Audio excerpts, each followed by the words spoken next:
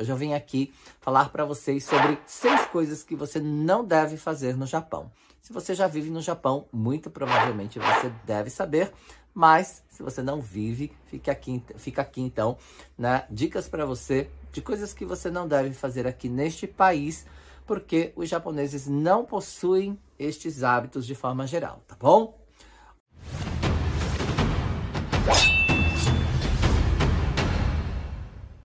Olá, se você não me conhece, eu sou Jin Takahashi do Fale Japonês, professor do idioma japonês há mais de 10 anos aqui no Japão, país onde vivo há mais de 30 anos.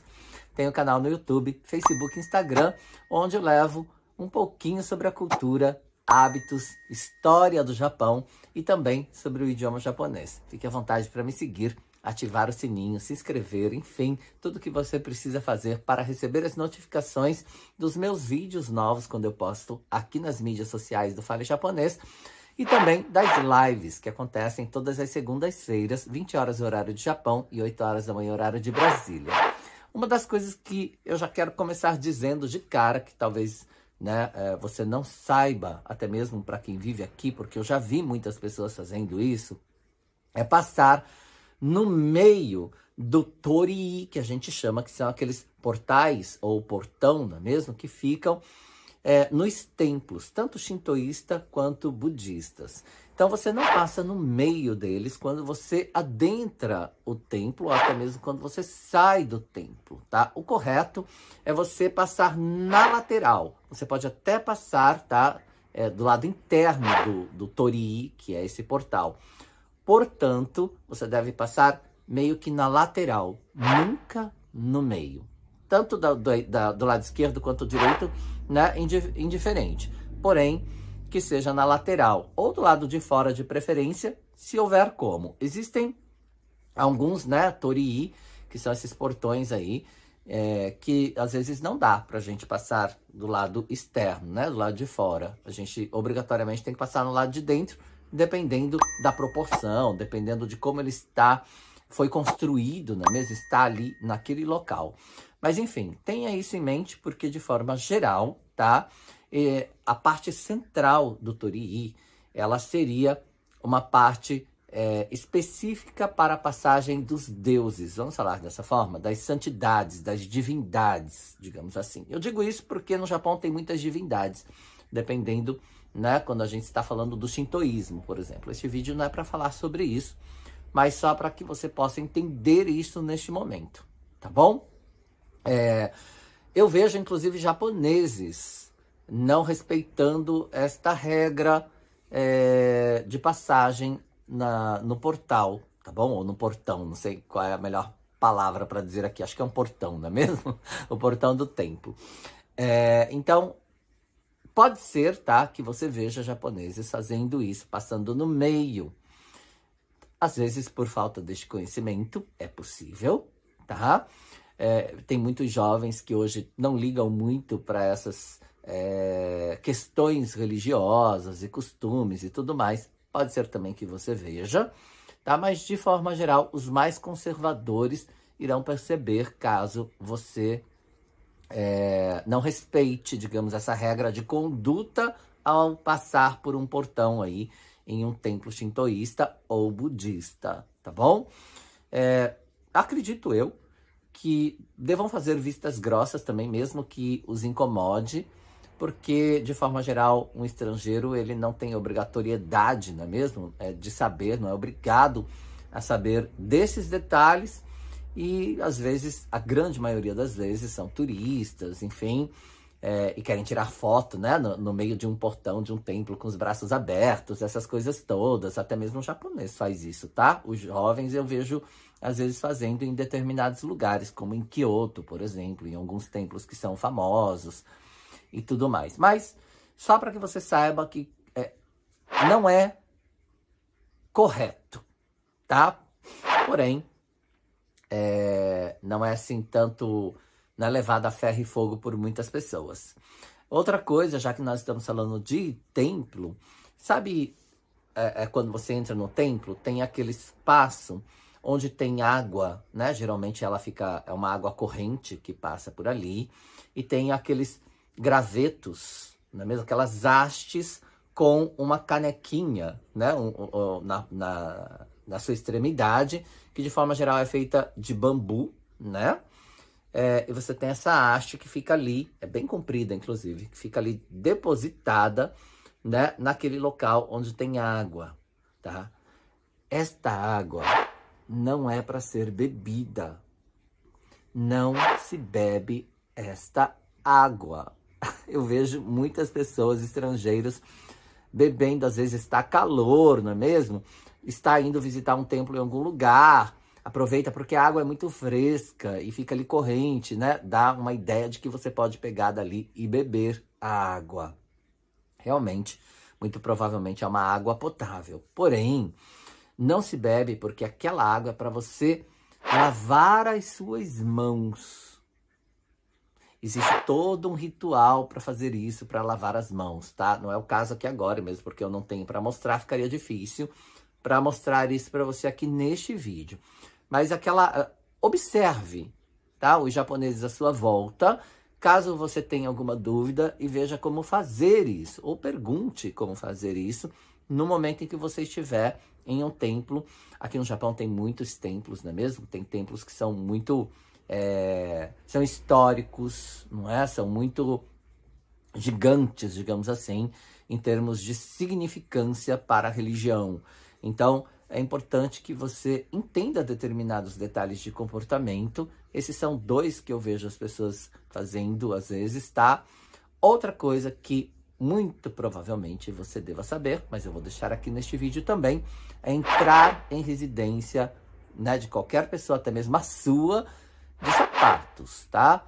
Nós despimos os sapatos para entrarmos em residências. Existe o Genkan, que é este local na frente, né? Na entrada da casa, assim que você adentra a casa, tem o Genkan, que é um espaço para você trocar o sapato por uma suripa, que é um slipper, né? Uma sandália, vamos falar dessa forma, né? Enfim, tipo uma pantufa, né? Que você utiliza para entrar na residência. Então, não é de bom tom e de qualquer maneira, acredito eu, que um japonês irá pedir para você despir, né? Descalçar os seus sapatos, ou chinelo que seja, que você utilizou para andar na rua, né? Isso é para que você não traga impurezas de onde você passou. Você pode andar por local, por exemplo, banheiros públicos. Você pode pisar, não é mesmo, na rua, em algum local onde um cachorrinho, né, um animal de estimação urinou, por exemplo. Enfim, existe a poeira da rua que seja. Existem muitas impurezas, bactérias e tudo mais, sujeira que você pode trazer para dentro dessa residência.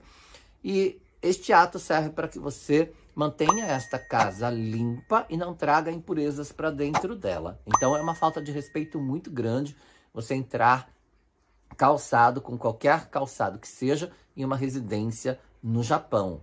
Algumas clínicas também, né, possuem este Genkan com a suripa, né, o slipper, ali para que você possa trocar os seus sapatos para entrar, tá? É muito comum que isso aconteça também em muitas clínicas no Japão, tá? Hospitais grandes e tudo mais, isso não acontece. Você entra com sapato mesmo, porque seria quase que inviável ter essa cultura em um hospital grande, não é mesmo? Devido ao fluxo de pessoa e tudo mais. Mas, de qualquer maneira, tá? Existem clínicas que não têm, tá? Você pode entrar de sapato. Eu frequento clínicas que possuem a suripa, né? Suripa, que é o slipper. Misturei as duas línguas agora, né? O inglês e o Nihongo. Mas, enfim. Para você trocar, e outras não, tá bom? Uma outra coisa que você não faz no Japão é espetar, né, os palitinhos, o hashi, no arroz, na cumbuca de arroz, no chawan, né, a cumbuca de arroz. Então não se espeta, tá bom? Isso é um desrespeito muito grande, tá? Principalmente religiosamente dizendo. Vamos falar dessa forma para você entender um pouco melhor né, o quão grande é, né, este ato para o japonês. Porque eles espetam o hashi no arroz para oferecer, tá, aos mortos, aos entes queridos que faleceram. Então, nós temos em casa o Butsudan, que seria um oratório, não é? Um oratório que fica dentro de casa, o Butsudan, onde o japonês tem as fotos, né, das pessoas que faleceram na família, onde ele acende incenso, onde tem aquele gongo para ele tocar, onde ele ora, onde ele coloca ali umas mexericas, né, mikan, frutas, comida, arroz, inclusive, né, neste local como uma oferenda para as pessoas que faleceram na família. Então, aí sim ele espeta o hashi no arroz, somente nesta ocasião. Então, você entende por que não se espeta o hashi no arroz, né? Os palitinhos. Outra coisa que não se faz com os palitinhos, eu falei que ia ser 6, né? Vai ficar 7 coisas. Já que nós estamos falando de palitinho, você não passa um alimento, tá? Para uma pessoa com o hashi. Tipo assim, eu tenho aqui o hashi, passei um pedaço de carne, sei lá, um bolinho, alguma coisa para alguém, e essa pessoa pegou com o hashi. Isso não se faz também, tá? Você deposita em algum torizará, que a gente chama, né? Um pratinho menor para tirar porções. Você deposita neste pratinho para entregar para a pessoa, ou, enfim, de uma outra forma. Porém, não se passa alimento de ohashi para ohashi. Porque também é um ato que se faz quando há a cerimônia de cremação, tá? Cremação é kaso, então tem o kasoshiki, que seria a cerimônia de cremação. E aí, quando faz a cremação do corpo, né, ao falecer, sobra resíduos, pedaços de ossos, principalmente da região do crânio, né, do fêmur, que são ossos grandes e tudo mais resistentes. E aí, então, sobram alguns fragmentos, pedaços de ossos, tá? Tem um recipiente, vamos falar dessa forma, né, uma urna, né, específica para se colocar esses restos mortais, digamos assim, mas dos ossos, não é mesmo? Dentro dessa urna para ser levada pela família, tá?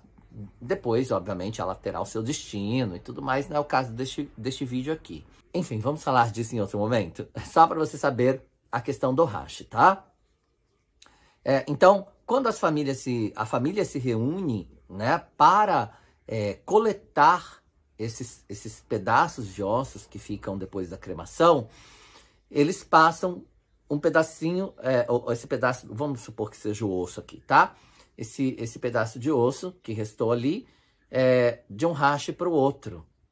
Passa de um hashi para o outro e aí coloca-se na urna. Passa de um hashi para o outro e coloca-se na urna. Então, percebe que não é à toa que você não pode fazer determinadas coisas no Japão, porque geralmente tem um vínculo religioso, tem uma questão cultural, tem uma questão de cultura, de religião. Não é mesmo? Então, é muita coisa que a gente às vezes não sabe e comete gafes. Não é mesmo? Aliás, comente para mim se você já cometeu, né? Algumas dessas gafes que eu estou falando aqui seriam gafes ou erros, enfim. Alguns desses atos erroneamente, sem saber. Né? Eu vou gostar muito de saber se esse vídeo está sendo para você útil, tá? Essa é a ideia aqui. Outra coisa que você não faz no Japão é falar ao telefone em locais públicos, principalmente em transportes públicos, como ônibus, metrô, trem. Não se fala ao telefone, tá? Por regra geral, é proibido, para que você não incomode as pessoas à sua volta. Então, o japonês, ele preza muito, né, por esta, como é que eu vou dizer, por respeitar, digamos, as pessoas, por não incomodar, isso, preza muito por não incomodar as pessoas. Então, eles não querem incomodar as pessoas à sua volta, para ter uma harmonia de convivência em sociedade. Então, de forma geral, em transportes públicos, o telefone celular deve ficar no silenciador, tá? No silencioso, ou manamodo, que a gente fala, né? No vibrador, que seja, enfim. Então ele precisa estar setado para não tocar, fazendo nenhum tipo de som ou barulho em transportes públicos. E, obviamente, você não pode falar ao telefone, porque aí você vai se empolgar, principalmente estrangeiro, não é mesmo? Nós brasileiros falamos alto e tudo mais, e isso incomoda muito as pessoas à sua volta, tá? Então, se você está em um estabelecimento público que seja, por exemplo, tá, em uma prefeitura, em um órgão público, né? Você também não pode ficar falando ao telefone alto. Então, geralmente, você se retira do local caso você tenha que falar ao telefone por algum motivo, né? E tenta falar o mais baixo possível, em um lugar mais retirado, né? Mais afastado de onde estão as pessoas, para não incomodar, para não causar esse transtorno no ambiente, tá? Isso é uma questão de mana, de etiqueta. Então, você não faz isso. Tá bom? Outra coisa que você não deve fazer no Japão, quantas que eu já falei? Falei uma, dos templos, né? Do templo foi duas, do hashi no arroz, do hashi para passar os restos, né, da cremação, foram 4, já não sei mais. Do telefone, agora, né, que eu disse. Não sei mais quantas que eu falei, mas enfim. Uma outra coisa que você não faz no Japão, gente. Dos sapatos, né? Para entrar nas casas. Então já são 6. Então vou falar 7, não é mesmo? Que eu tinha programado 6 para vocês e eu falei uma a mais. Então, o que você não faz no Japão é abraçar e beijar no rosto. Isso o japonês não faz. Essa questão, você chegar e abraçar a pessoa, né? E dar 3 beijinhos, 2 beijinhos, um beijinho que seja na face. O japonês vai ficar assim, sem saber como reagir a isso, porque não é uma questão, né, cultural e habitual do povo japonês, essa proximidade, esse toque, né, no corpo. E até vou aqui ressaltar que tocar as pessoas não é de bom tom. Você não deve tocar as pessoas no Japão. É como se assim, pense que a pessoa tem o seu corpo, tá? Como o seu templo de verdade. Então assim, aqui é intocável, exceto que eu permita. Se eu não te permitir tocar, você não deve me tocar. O japonês não se toca, não é igual ao brasileiro que pega toda hora, não é mesmo? Fica tocando, fica cutucando, fica... Não existe isso. Tá bom? O japonês não se toca. Então, abraçar é uma coisa extrema. Ele vai se sentir totalmente invadido e não vai saber como reagir com isso. Tá bom? É importante você entender isso, porque às vezes a gente, quem é brasileiro, faz, né, assim, automaticamente, sem pensar muito, né? Querendo demonstrar um afeto, um carinho, e o japonês não verá dessa forma. Tá? Ele verá como se você estivesse realmente, quase que como uma agressão, não é mesmo? E beijo no rosto também não existe, tá? Para o povo japonês. Como eu disse, exceto que esta pessoa lhe dê essa liberdade de abraçar e tudo mais. Mas eu acho muito raro isso acontecer, tá? Aperto de mão, os japoneses estão um pouquinho mais habituados ao aperto de mão por conta do contato com muitos estrangeiros. Mas não são todos. De forma geral, a gente somente cumprimenta fazendo, né, um odigi, abaixando a cabeça e cumprimentando, tá bom?